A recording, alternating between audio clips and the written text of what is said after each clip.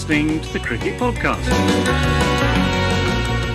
Hello everyone and welcome to the Cricket Podcast. This is a bonus episode of the show, a YouTube exclusive where we will be reacting to the 2021 IPL Auction.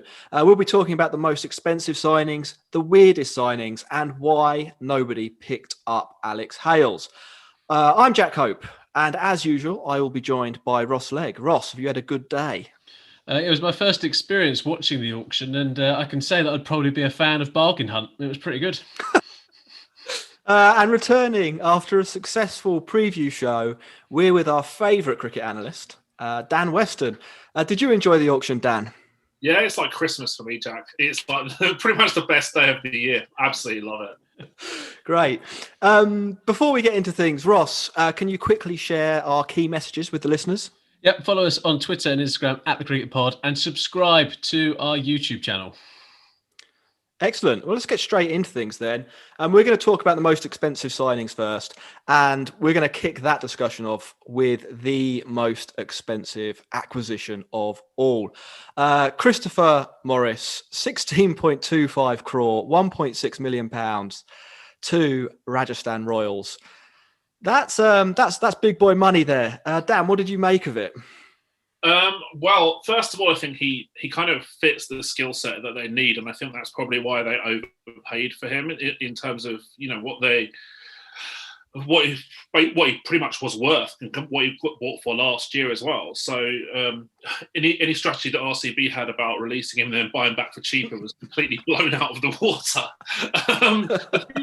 The thing with Rajasthan is that they needed like extra batting stability, and that can be addressed in a couple of ways. So one way with Morris here is that they can just, as a bowler, they can say bat him at 8, and then they've got that extra depth to then allow their hitters to tee off more with impunity at the top of the order. So yeah, I don't mind the purchase. He kind of fits their skill set. They needed. He's a good player. Is he overpriced? Yes, but they had the money to burn, so I suppose that's okay. Yeah, the CEO of the Royals, is it Chris McCrum, was on another show talking about this. He was their top target, so the Royals have done well to land him there. Ross, what would you have spent on Chris Morris? Well, if I would have spent it, so how much did he go for last year? Was it 1.1? I think it was exactly one. Yeah, so 1 million. That is so. Yeah, so I would have spent that as RCB retaining him. Yeah, I think it's an interesting one, isn't it? Obviously, I think a few teams were lining up Stark, which is probably why RCB released him in the first place. And then when Stark didn't enter the auction, there was all of this sort of extra money sloshing around. He is a guy who can bowl 2 periods of the game. He can swat it with the bat.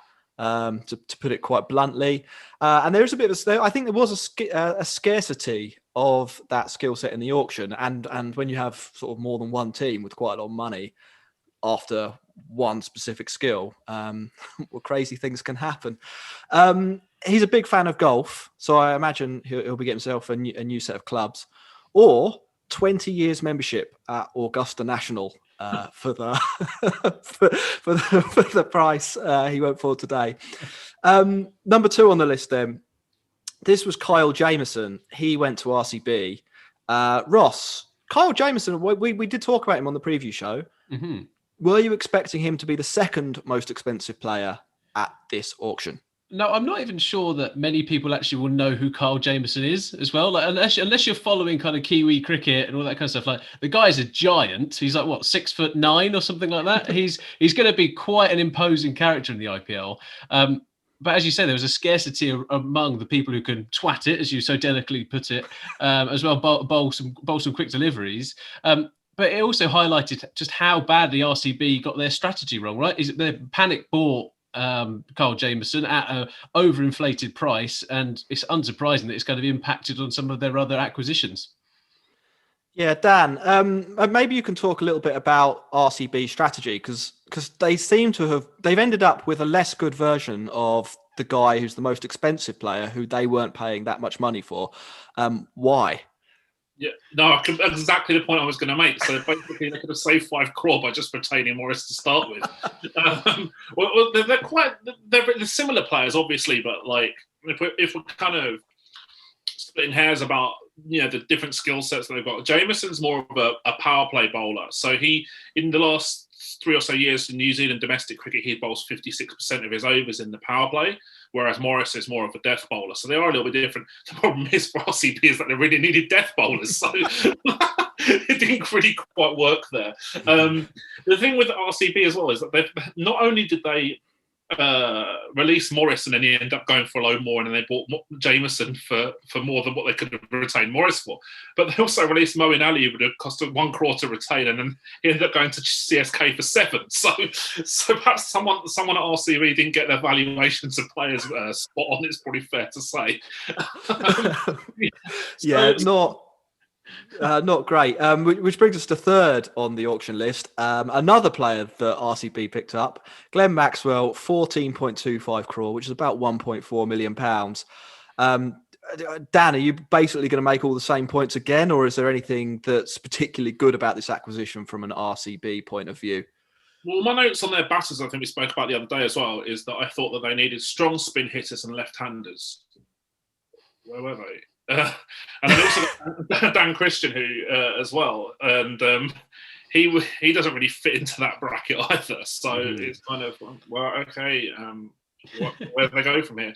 And also to discuss their confused batting strategy, recruitment strategy even further, they actually put the first bid of the entire auction in on Steve Smith, who was about the opposite player that they needed at this point in time. Yeah. We did mention, didn't we? And Ross, I know you were about to jump in there. We did say that the Galactico approach of RCB meant that they might put a bid in for Smith. So, Ross, I'm guessing you weren't stunned to see that. No, honestly, when it happened, I started cheering at the TV, and I was just like, it's just classic RCB. There were so many bits here where if you didn't know anything about the IPL or the teams within it, and someone just goes, look, this is the kind of stereotype you get for CSK, this is the kind of stereotype you get for RCB, is not a surprise whatsoever that they bid for people like Steve Smith. Yeah, I agreed. A few quick numbers on RCB. They've ended up with an incredibly unbalanced side in terms of the money they spent on different players. I think that their top 4 most expensive players are 67.6% of their total set spend. And 97.3% of their spend goes on their 11 most expensive players, 6 of whom are overseas, so they can't all even get on the pitch at the same time. It's pure RCB, and we love it. Number 4 on the list, another fast bowler. It was a good day to be a fast bowler in the IPL. Yeah, Mark Wood is definitely regretting pulling out last night, isn't he? He could have made some serious buck. Did you guys see Sam Billings' tweet about that? No, I haven't. No. He said his girlfriend turned around to him in the auction and said, "Why didn't you turn out to be a bowler?" Number 4 then is Jai Richardson, 14 crore, 1.4 million pound, off to Punjab Kings. Dan, you quite like Jai Richardson, don't you? I do, yeah. And actually, so a few people in cricket, I told them that I thought that he would be the player who went for the most in auction. I wasn't quite right, but I wasn't far off either. He's really good for Punjab in terms of what they need. They needed pace bowlers and bowlers in general, and kind of extra depth batters as well. And I think Richardson ticks all those boxes as a lower order hitter. We don't have to see Chris Jordan at 7 anymore, which is quite nice. And Richardson's like a kind of what I call a 2-2 bowler, like can bowl 2 power play, 2 death. And I think he really, really improves their group. So no dramas with that pickup at all. Yeah, Ross, anything to add? No, nailed it, Dan. Nailed it. So number 5 on the list, and I think this is a little bit of a weird one, and shows the kind of distortion you get in the market when there aren't a lot of Indian players around. 5 is Krishnappa Gautam, which I think I'm saying right, 9.25 crore, £900,000. He's only played 24 IPL matches, averages 14 with the bat and 43 with the ball. You're not getting a lot for your 900k there, are you, Ross? I mean, he only played twice, I think it was, for Kings XI Punjab last year. It's CSK, mate. They're unbelievable. Like when it was going through, I can see the value in going for top quality Indian talent in this auction. But yes, I know there's not loads of it available right now. But this, Dan, surely is a major overspend on someone who's not going to deliver that return. Yeah, completely agree. You could have taken a naught off his price and it would have been quite reasonable, I think. Mm-hmm. And the funny thing is that my notes said that they needed another spinner, potentially an off spinner for matchups because they're well covered with leg spinners so left arm, and they also needed boundary hitters. So instead of addressing that skill set, they actually addressed it twice by picking up Galfam and Moeen Ali. I think Moeen Ali came first in the auction as well. So Galfam was kind of an unnecessary purchase. And obviously they dramatically overpaid for him. He didn't have a great time in the recent Syed Mushtaq Ali Trophy either. This is such a good example of the scarce domestic resources leading to some dramatic overpayments for players who fitted the skill sets that teams felt that they really needed. Mm-hmm. Yeah. 6 on the list, Riley Meredith. He went for 800 grand to Punjab Kings as well. I think this is where you see how people's valuations can change really quickly. I think once Chris Morris had gone for loads of money and then Jameson had gone for loads of money, everybody started, like the group think in the room started to become, fast bowlers are worth loads of money. Riley Meredith isn't a player people in England will know too much about, I don't think. He had a good BBL. Is he really worth 800 grand though, Dan? Well, my notes on him say overpriced and benefiting from recency and big bash bias. So I think that probably answers that question quite succinctly. He's kind of a power play bowler more than a death bowler as well, which is something to consider. I think that there's a reasonable chance that he's a good player, don't get me wrong, but whether he's worth 8 crore is another matter entirely. And I think there's a good chance they just paid 8 crore for a backup player. Well, they kind of did that with Sheldon Cottrell last year, so stick to the game plan. 7, Ross. It's Moeen Ali. He's been in the news a lot this week, and I'm sure the £700,000 CSK have just spent on him. We'll see him in the headlines again. He was quoted as saying, "I'm absolutely buzzing. It's made my day and year." Probably a little bit of an understatement there. I'd be through the roof if someone was going to pay me 700 grand to play cricket. Well, Ross, you did predict this. Is it a good signing? It comes back to the best song in cricket, doesn't it? Girls don't like boys, girls like Moeen Ali. And in this instance, is absolutely brilliant for him. I think he was on the receiving end of some pretty harsh words, whether it was from Joe Root, Chris Silverwood, and they've had to apologise since, even if it was a misunderstanding. Couldn't be happier for him. And I think it's kind of the perfect thing for him, right? Especially with England in the World Cup year. Moeen Ali going to do this. He'll have to play for CSK. He's going to be one of their better players. I think it's a great pickup. But again, RCB completely cocking it up for themselves. Yeah. He also went on to say, it'll be great to play under MS Dhoni's captaincy and with my England mate, Sam Curran too. Ross, how enthusiastic would you be about spending 8 weeks in a bubble with Sam Curran and MS Dhoni? There's not much room for your personal confidence, is there, of those two? I'll say no more on the matter. Dan, a more serious question. CSK went quite hard for Maxwell a little bit earlier in the auction. Is Moeen Ali a sort of budget version of Maxwell in this situation? No, I don't think so. I think that they're probably skill set wise. Obviously, Mo's a left-hander and Maxwell's not, but it's a right-hander. But apart from that, they've got very, very similar skill sets. And no, I don't think so at all. I think Moeen Ali could be, as you say, one of CSK's better players, and I fully expect him to be a regular starter for them next year. And as we've sort of said a couple of times already, it shows questionable strategy from RCB. Not retaining a guy for 1 crore who then had a bidding war and going up for 7 crore somewhere else. Last couple of players then on the list of most expensive. Shah Rukh Khan, £525,000, Punjabi Kings. He's named after a Bollywood star. And I think it's fair to say Hollywood ending. Here, boys. Ross, you first. Who is he? I don't know. I knew you were going to set me up for that. I can't even guess. Is it? I'm going to reckon he's 27. He's a batsman and he bowls a little bit. Is that right? Is that a good guess? Dan? Well, I tweeted about him, but I had all the data in front of me at that point.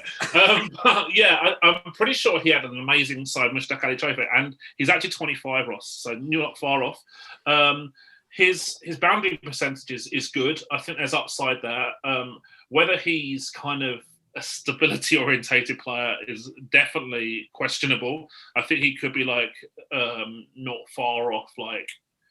I was trying to think of some players like a Narayan style player in terms of will just tee off and get out pretty quickly a lot of the time, but not chew up any balls as well. So you can understand why teams like that kind of skill set. We also saw Punjab pick up a similar type of player as well in Fabian Allen, and then kind of the opposite dynamic a little bit in Moises Henriquez as well. Yeah. There's a good video of him with the rest of the Tamil Nadu cricket team on their team bus celebrating him going for £500,000 or 5 crore, which is worth searching out on Twitter if you've got the time. Finally, not included on the official list of top 8 signings, but Shivam Dube. We tipped him to go for quite a lot of money. Ended up going for 4 crore, which was quite a lot. And Dan, I don't think you were too bullish on Shivam Dube or Dube as a player. No, I just don't really get it because he's not good enough to get in the team as a batter. He's not good enough to get in the team as a bowler. His bowling output is not he's not a regular 4 over bowler or even a regular 3 over bowler really.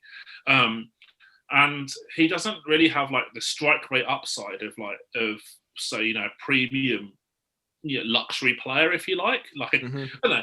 Let's compare him. I know it's an overseas thing, but let's compare him to Dan Christian or Ben Cutting, for example. I know it's an overseas dynamic versus domestic dynamic, but those guys have got potentials to strike at a 200 plus strike rate at the death easily. I'm not sure Dube has that, and I kind of just felt it was a bit of an unnecessary purchase from Rajasthan, really. There we are. That's the most expensive players. Ross, you were doing some work on the weird players from the auction. Do you want to talk us through a couple of those? First, I just want to congratulate Shakib Al Hassan for his return to the IPL fold. I think at 3.2 crore, it's actually quite a good pickup from Kolkata Knight Riders. Would you agree with that, Dan? No. Not because I don't think that he's a good player, but because my notes on KKR said they needed several opening batsmen, and they bought all-rounders instead. Yeah, well, the Kolkata Knight Riders are going to Kolkata Knight Riders, aren't they? That's what we've just got to get on board with. So when it comes to the weird and wonderful, and away from my fanboying over the number 1 ODI player in the world, is Donut Boy, Piyush Chawla. He's off to Mumbai Indians, a 32-year-old on the decline. Surely the play here was to let Delhi, who were in the bidding war for Chawla, have him. So when he comes and plays against them, Ishan Kishan can just belt him out the stadium repeatedly. That's surely the tactic here, not buying him. When it comes to CSK, they continue to demonstrate that they have no idea how to play T20 cricket anymore, as they picked up Test match blocker Pujara.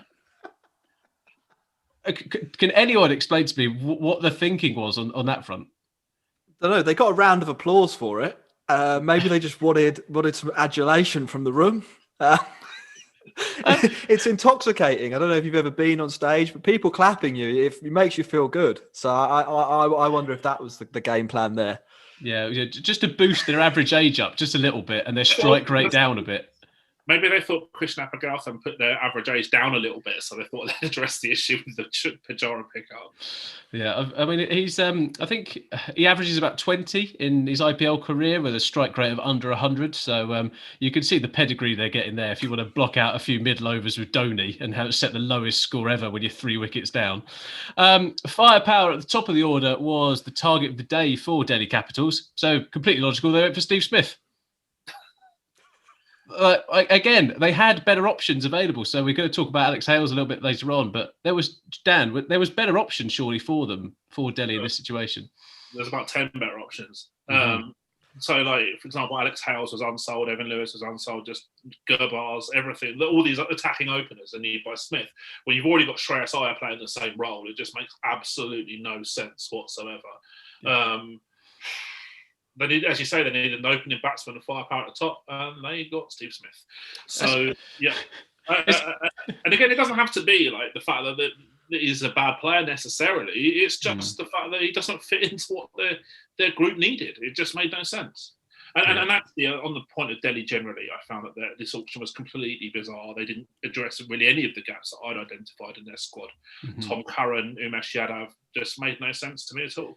A couple of decent domestic pickups, perhaps Ripal Patel and Lukman Meriwala. Cheap both from 20 lark with quite a lot of upside, but bigger names overseas, I don't think they nailed it at all. Yeah, for the team. So, Jack, I mean, you said before that Delhi are the closest team in terms of talent pool to Mumbai Indians, and obviously finished as runners up in the last year. As Dan said, they've not really done too much, have they? Yeah, well, they were. I mean, I don't know. After today, we'll have a look, and our Sunday show, we'll be doing the winners and losers from each team. Or if in each team, we'll be assessing their auction. I think they're definitely going to be a loser. I think other teams will have gained ground on them. And it seemed really obvious watching them last year that they needed just more people who could hit boundaries. They were using Marcus Stoinis up and down the order to try and fill these different holes, whether that was as an opener or as a number 6. And it was like, well, why not just get another guy a bit like Stoinis? Or maybe what they'll do is what CSK do. I'm not really meaning to rag on CSK here, but move one of the Curran brothers up to open. That kind of worked for Sam, but not sure it's going to work for Delhi. And finally, Sunrisers Hyderabad, who their team balance was insolvable, I think, from this auction, but they managed to address absolutely nothing, even a little bit, picking up another Afghanistani international and Kedar Yadav, who, why did he pick up Kedar Yadav? I don't know. Like, don't ask me. I wasn't on that table. Sunrisers Hyderabad had shut all their laptops before they'd finished signing players, so maybe just near the end they were like, has anyone heard of this guy? Yeah. They needed boundary hitters. They need death hitters and boundary hitters, and they bought Jadav and left 7 crore unspent. I mean, where does this go? Release a squad pace bowler as their overseas and bought in an off spinner. But I mean, like, no, it made no sense whatsoever. Yeah, I think that kind of sums up the weird and wonderful. A couple of great value ones just to touch upon. David Malan to Kings 11 Punjab for 1.5 crore. I think that's definitely better value than Shakib Hassan, so you can't shut me down for this one, Dan. Sorry. I just don't really see it makes any sense, because I'm not sure he complements their batting group in the role that he's probably likely going to play for them. And maybe he won't even be like a regular starter there. I don't know. Obviously, they've got like Paran and Gale already as overseas batters, and they really needed to beef up the bowling and add a bit more batting depth as well in terms of like a 7 or an 8. Yeah. So I'm unconvinced whether he's going to be a regular starter, get much game time. Again, not necessarily that he's a bad player. I just don't think he's really gone to the right team that can make use of his abilities. Yeah, we do have to consider that Chris Gale is about 50, and regardless of how good Chris Gale actually is, there is a real risk that he just might not be able to get up one day. So they need a bit of backup. So, Jack, that moves us on to some of the unpicked players. Yeah, we're just going to talk about 2 or 3 of the English players who didn't get picked up. Adil Rashid, we'll start with him. We did discuss the possibility that he wouldn't go, actually. And basically, the reason for that is there are too many Indian spinners. I made a list of them. I'm not going to read them out because we haven't got all day. But there are 14, I think, that are quite good. So, a lot of depth there. Either of you two shocked at all that nobody put a bid in for him? No, it's probably more one for Dan. I mean, I really like Adil Rashid. I think it would have been great for England for him to go to this. But as we discussed on the preview, it was unlikely for him to be picked up. Well, no, I mean, I'm kind of just a bit mad about the selection in terms of he's never been picked up in the IPL before, for a start. So I was quite sort of negative about his chances in advance.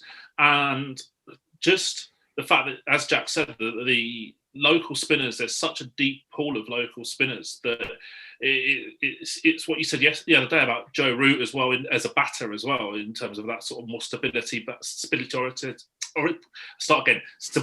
orientated batter. That is just a disadvantage for specific skill sets. And I tried to make this point on Twitter earlier with Darren Goff, and he wasn't very happy about it, because I think he was quite irritated that Rashid didn't get picked up. But yeah, I mean, it's just a skill set thing with compared to scarcity of resources. It's just that was against him, I think, in this particular auction, especially with teams kind of going for like, you know, a few players rather than it being a mega auction, which we're going to have next year.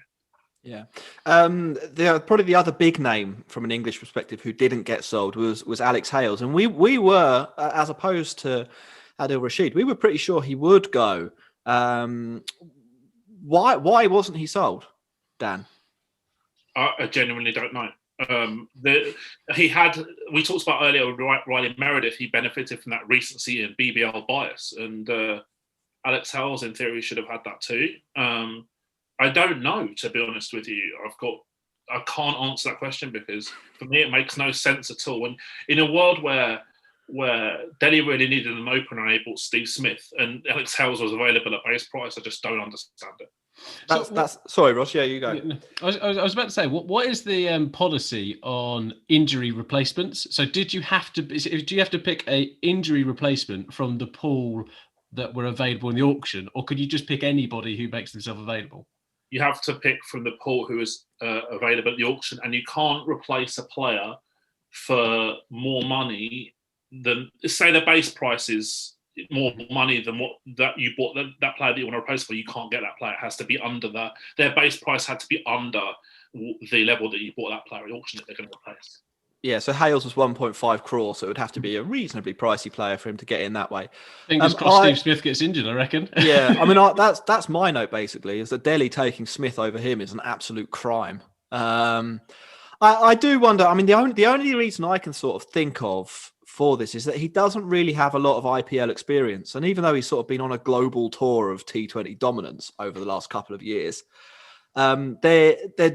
franchises do seem to highly value players who have played in the IPL, even if they've not actually played very well in the IPL in the past. So, yeah, maybe it was that. Final one was Jason Roy. I think if Hales wasn't going to go, Roy probably wasn't going to go either, is what I think about that. You're both nodding. So we'll move on. We've got a few tweets in. We want to keep the show reasonably tight, so I'm going to ask a question and you're going to have one sentence to answer it. Do you understand that, boys? Yep. So Andy asks, how badly fucked are RCB now? Ross, you can go first. I actually think their starting squad's actually reasonably okay, and they were kind of just filling out the squad. So I think they're not completely fucked. Dan? Their auction made no sense, but they still have some good players. They didn't address the gaps away. Stan Wheeler asks, has anyone put themselves in position to challenge Mumbai? So Ross, you can go first on this one again. Bring on the Rajasthan Royals, 8th to 1st. Dan, your point of view? Actually, kind of on the same lines as Ross, really. I'm not saying 8th to 1st, but I think they had a better auction than most. And I think Mumbai are still streets ahead, though. And they're going to be the team to beat for sure. Sure. And then I think the last question, there's two more questions. Why did Jameson sell for the amount of money he did? Dan, that's probably one for you to summarise there. I mean, he's a very, very good bowler. He also bats a bit down the order as well, so it's quite a rare skill set. Still think there was a lot of recency bias and perhaps some influence of his test performances, so cross-format performances are a bit overvalued perhaps. I think he played well against India last year as well, and that's usually a ticket to the IPL. And finally, how much money do Jai Richardson and Riley Meredith owe to Mitchell Starc, Ross? Yeah, it's a huge bit, right? I think it's a great opportunity for both of them to actually play. But as Dan said, the opportunities that kind of Meredith will get might be limited. But Richardson has the chance to turn himself into a proper superstar, I think. Yeah. Right. Great. That's everything from us. Remember to like and subscribe and comment or do whatever you're supposed to do on YouTube. You can also find our podcast on Spotify and iTunes, etc. And we're on Twitter and Instagram at the Cricket Pod. Ross, Dan, thanks for coming along. I mean, Ross, you're on the show every week, so less thanks to you. Dan, you might want to mention to people quickly where they can find you if they're interested. Yeah, sure. Yeah, thanks for having me again, as always. You can find me on Twitter at SAAdvantage, all one word. And if you're really bored and you've got an hour to spare, you can read my mega thread of the auction as well on there. Great. Our next show will be out Sunday evening, probably, maybe Monday morning. And the final thing to mention is that we have a review show of the second test between England and India out, and you can find that on our channel page. Bye.